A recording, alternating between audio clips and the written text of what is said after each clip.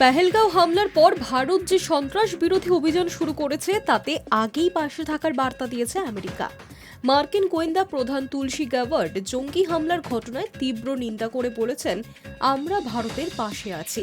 এবার সেই হামলা নিয়ে মুখ খুললেন মার্কিন প্রেসিডেন্ট ডোনাল্ড ট্রাম্প।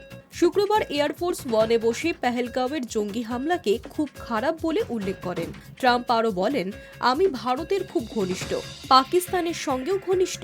অনেকেই জানেন কাশ্মীর নিয়ে বহু বছর ধরে সমস্যা চলছে, তবে এই ঘটনা অত্যন্ত খারাপ। তার মতে কাশ্মীরের সীমান্তের সমস্যা দীর্ঘদিনের হলেও তার বিশ্বাস দুই দেশ একটা পথ বের করবেই।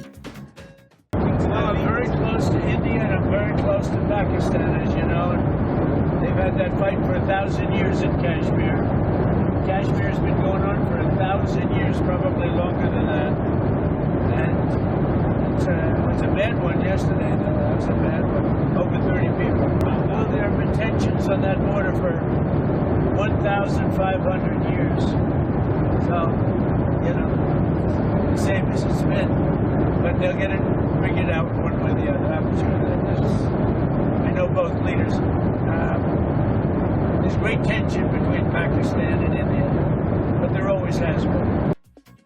এর আগে প্রধানমন্ত্রী নরেন্দ্র মোদীর সঙ্গে ফোনে এই বিষয়ে কথা বলেছেন ডোনাল্ড ট্রাম্প। সেই কথোপকথনেও জঙ্গি হামলার কড়া নিন্দা করে ট্রাম্প ভারতকে সমর্থন করার কথা বলেছেন।